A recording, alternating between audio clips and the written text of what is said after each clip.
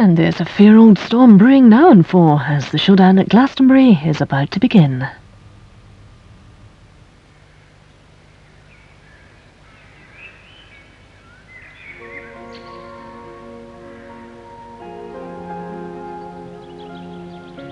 The Vale of Avalon in Somerset has always been shrouded in mystery and legend. Stories of King Arthur abound here. The Tor is a magnet that draws thousands each year, young and old, Celt and Christian, who search for solace in the misty fields that surround Glastonbury.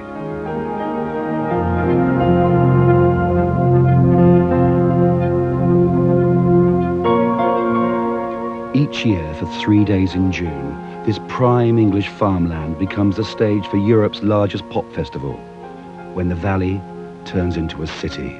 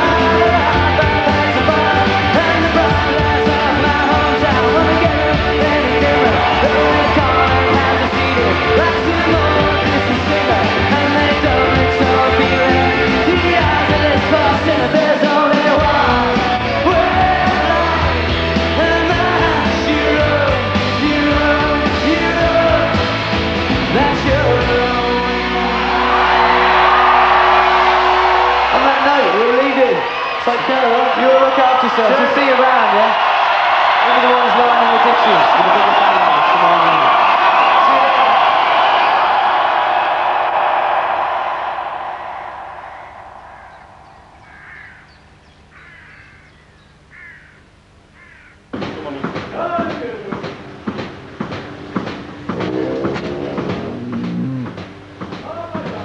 'Michael Evers was born here at Worthy Farm in the village of Pilton.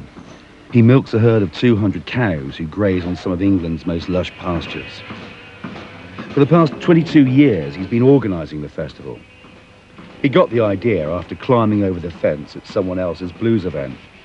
In 1970, he put on his first show, which was free, and at the time attracted just a few hundred hippies.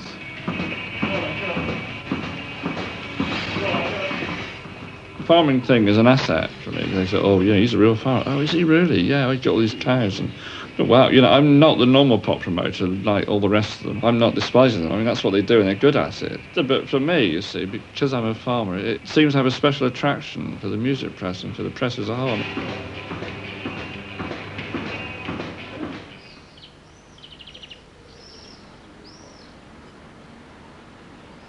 12 years ago, Anne Good left the leafy suburb of Hampstead and exchanged it for the rural bliss of Pilton. Her house, an old coaching inn, is right at the entrance to the festival site. Since she came to the village, she's been one of Farmer Evers's most outspoken opponents.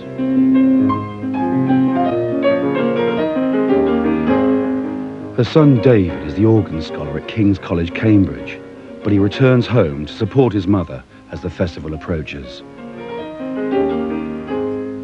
Anne lost her husband Andrew 2 years ago, and her constant companion is her daughter Vivian, who's made use of the home's substantial outbuildings and has created her own riding stable.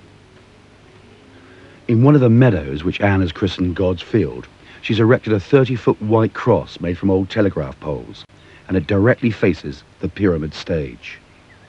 We are fighting a monster.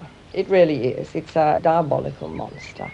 And this is Drug Alley here. It starts just at the bottom of our field. And you have all your various types of hash as you go in. And then a few yards down you move into speed and LSD. And then you're into the heroin. I mean the heavies, in balaclavas, knives. And of course this was one of the first places that crack was on sale. Everything is encouraged there. Condoms, free for everybody, by the pyramid. I mean, absolutely anything goes.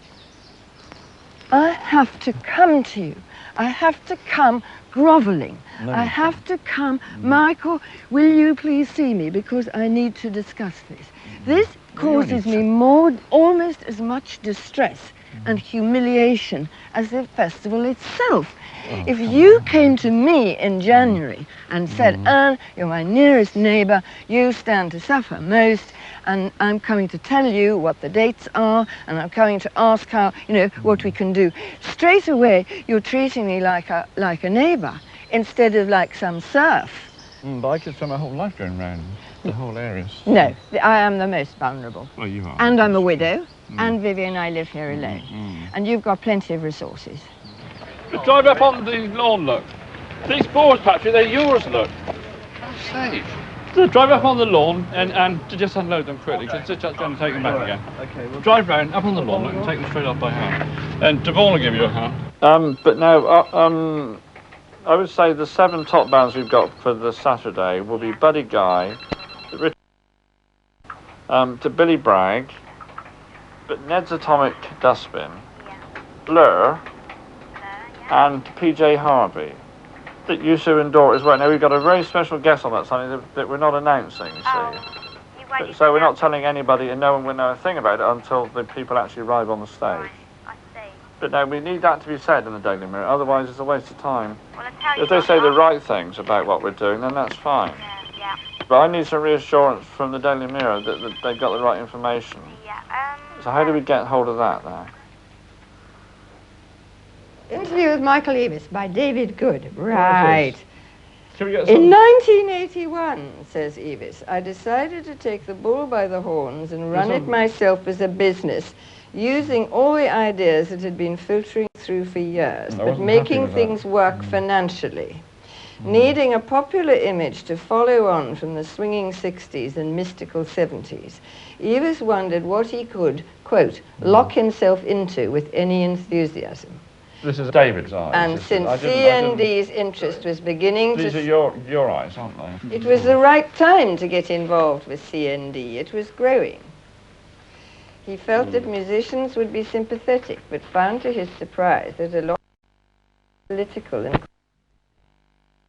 it goes on. This is very good businessman.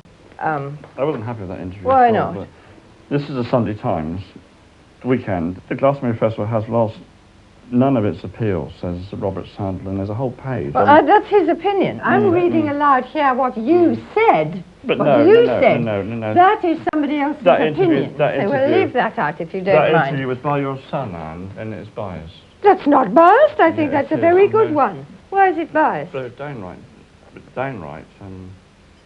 lies in it.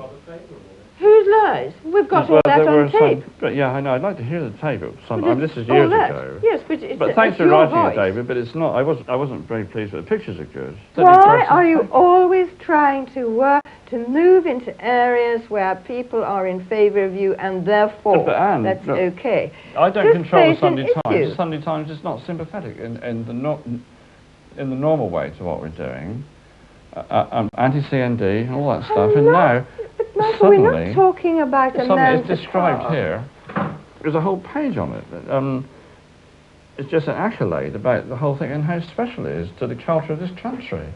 But what is the point in getting that if you can't look after your neighbour?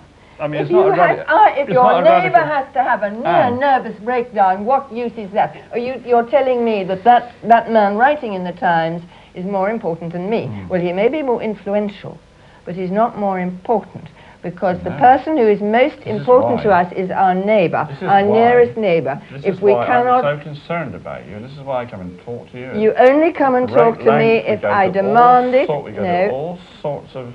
You only do it if I demand it. We make many arrangements in order to make sure that you're happy, don't we? You have never yet apologized. You have never yet apologized.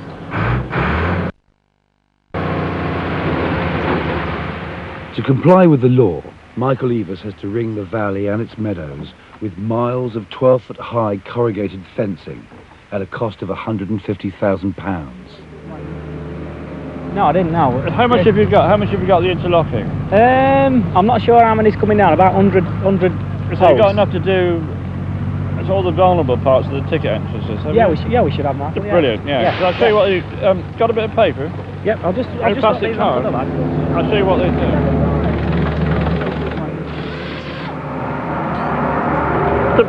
They pass the tickets through like that, you see. Yeah. So the other bloke gets it, you see, and they come in for nothing, right? Oh, they got a ticket. And it's £50, you see, every time. That's right. 50 quid, you lost 50 pounds. Right. It's quite a lot of money.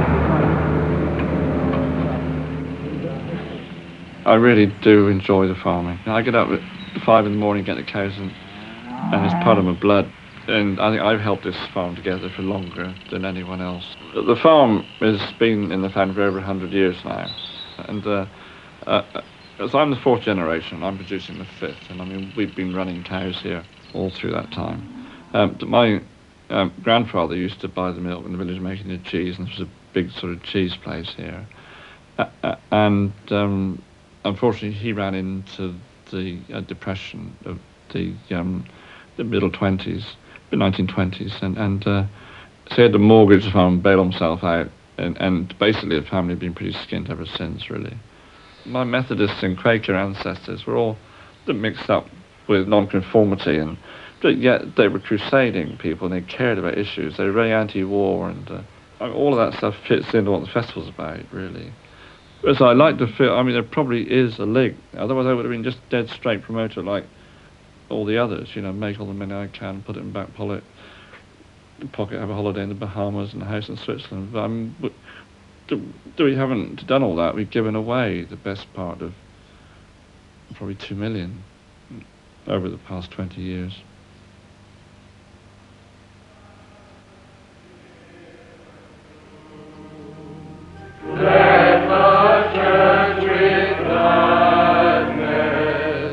On the 3rd Sunday in every month, the Anglicans and Methodists of Pilton come together for a united service of worship. The festival has always divided the village into those who feel the event encourages the worst elements of city life, and those who support the true spirit of the occasion as a natural complement to Glastonbury's mystical attraction.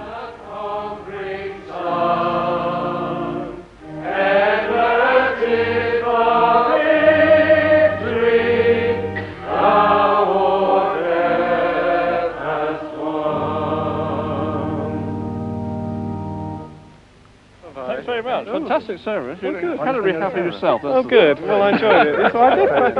I'm determined to enjoy it. So, it exudes happiness, you see. That's good. That's good. Nice to meet you. Nice to meet you. That's good. Well, thank you for having us. Bye-bye.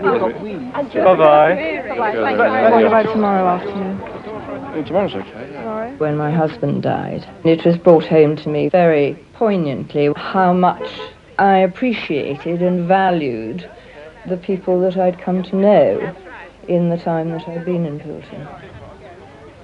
I mean, up until then, I wouldn't have said I was at all integrated into the village, but I find actually I'm much more so than I am than I'd thought. There was the friend who just asked very sweetly and gently if she could do the flowers for the funeral, which was absolutely wonderful because she got flowers from people's gardens and people gave their flowers.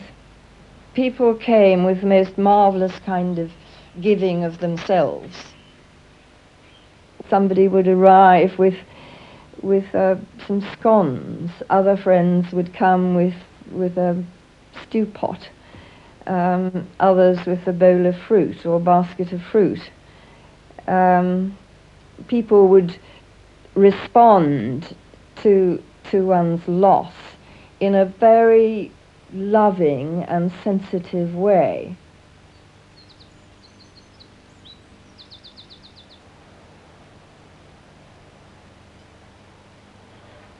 In previous years, the most vulnerable villagers living near the site have had their fences broken, flower beds trampled, and have felt threatened by people trying to gate crash the site. To help ease the situation, Michael Evers has agreed to provide fencing for those villagers most at risk.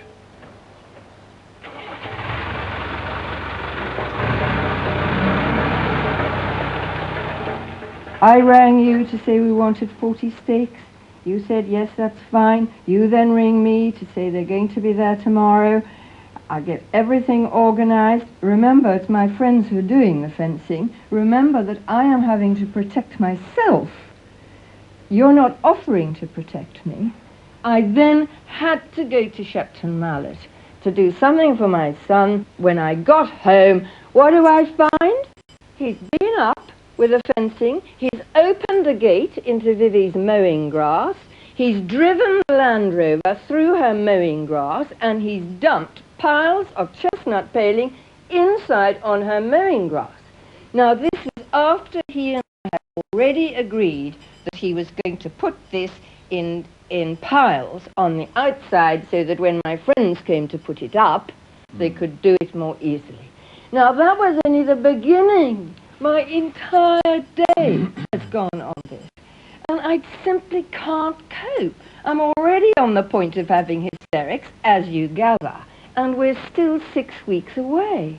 You never offer to do anything. I have to come begging. But you never offer. This is not actually true.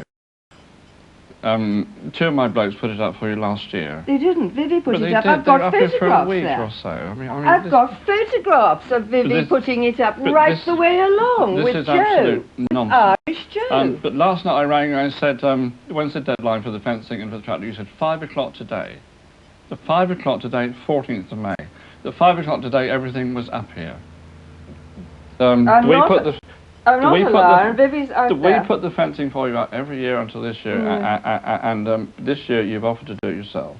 So we try so hard in order to please you and to help you. If you are trying hard to please me, you go in advance of my requests then. Even when it's compensation, you try and beat me down. No, I haven't argued with that for years. I haven't argued with that for years. It's always... But not for years. I'm having to ask you to do the bare minimum, for goodness sake. I shouldn't have to ask. I know, but all that I'm saying is that when you bought the house originally, you knew the festival existed. In a very much smaller form. And you came down to the farm, I showed you the whole thing. You were talking about it. You were the first person I talked to about it. Make this big thing, you're going to do all this for people. Oh yes, you even want me to enjoy your festival. There's no hope in hell I'd ever enjoy your festival. As the festival gets nearer, groups of helpers are starting to arrive. Some return year after year to get on with the business of constructing the site. With Stonehenge closed at summer solstice, Michael Evers is planning the added attraction of a specially built stone circle of his own. Just look at it, it's an absolute army encampment, a barricade. This is supposed to be a peace and love festival, for goodness sake. Bringing out the best in everyone. Here we are, 10 days, 2 weeks, and look at it. It's quite extraordinary. I find this so hostile, so unfriendly, so very opposite to everything that it claims to be. See what I can do there, if anything. Oh no, look at that. Absolutely solid. This is the glorious countryside that all these poor people have to come and enjoy. Really, look at this.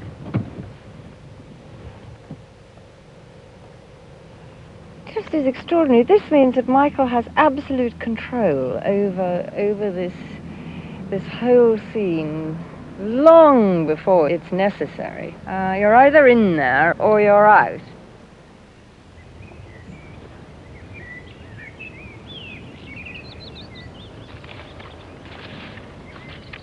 That'll be the shape of the circle. And this is what I've been marking out yesterday. So I take my shoes and socks off, and I know roughly where the stone's going to be because I've marked out the perimeter with stakes which show the right sort of proportion. Anyway, so I just go next to the stake and with my bare feet, and then I just feel the ground.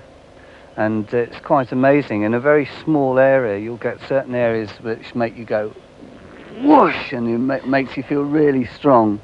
And quite close to it, you'll find another area which makes you want to sort of crumple into the ground. And by by feeling around the place and personalities of the stones and all the rest of it, you get a very good idea of exactly where they go.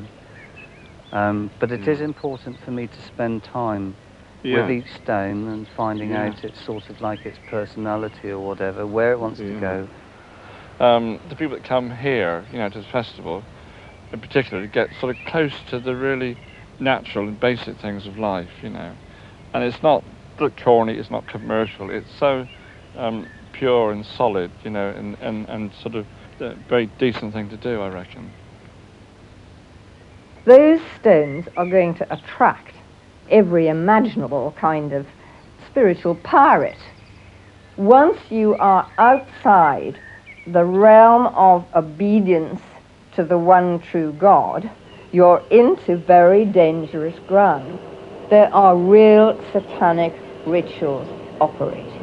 And I think Michael just exploits this whole thing for financial gain.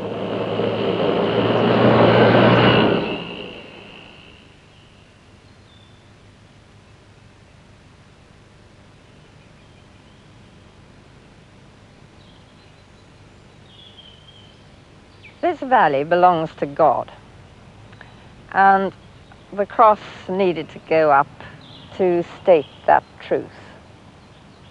Then I discovered, of course, the positioning was absolutely perfect, because there it was, arms outstretched, facing directly to the pyramid, which dominates this valley, and it was really rather a sinister kind of thing.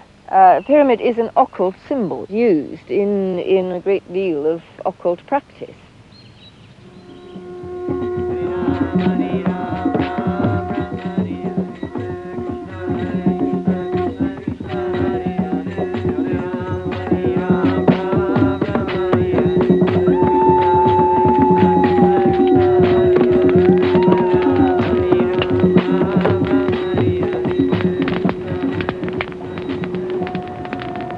We are pagans, stones of the ancient circle, standing firmly balanced upon earth, yet open to the winds of the heavens. We stand at the threshold between worlds, before the veil of mystery. May the Ancient Ones help and protect us on our special magical journey.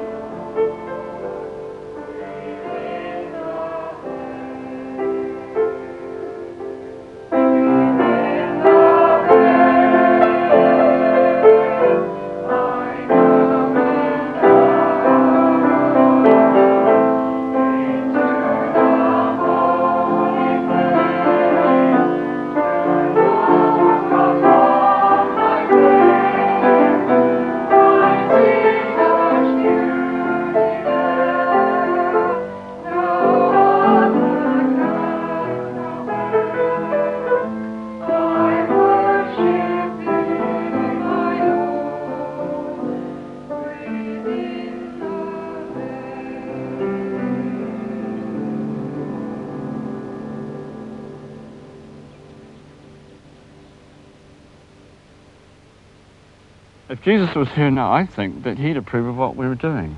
Couldn't possibly approve. sure He he couldn't would. approve of idolatry, which is, Well, yeah. He couldn't approve of free sex. He was very, very strict about it. You must listen occasionally to somebody else. Please listen to me. Can I just lean against this? Because I'm really very, very tired. And you can lean against the other side and you look down there. Do you believe that Jesus is the Son of God? I think we probably all are in some shape or form, but Jesus was one of the best examples of what God is trying to do on this earth. Right? So you're not a Christian? Oh, I don't know. I don't know whether... I mean, I'm not confirmed in the confirmed sense, but I'm fine. I mean, it's fine by me. Do you believe that Jesus is the Son of God? I'm not sure about that, really. I think we all are. We're all products of the universe, Well, and we're all that we're all sons of God, aren't we? You know, I mean, they're good people and they're bad people, aren't there? Which fit in vaguely into Christian I have terms. called you bad. I mean, you can. I you can have speak called about, you bad. I know you have. I haven't called you bad, though. No. No, I wouldn't do But that. I you have see. called you bad, and the reason I do that is because I think you are dealing in deception. And it's this subtle sort of deception. We're all gods. You're obsessed with this idea that there are pagans and New Age people down there. You can count them probably on 2 hands. Michael, you're using people's idealism to feed your bank balance. You're getting nasty now. I'm not getting nasty. You're forcing me. No, you just say I'm getting nasty when you don't get your own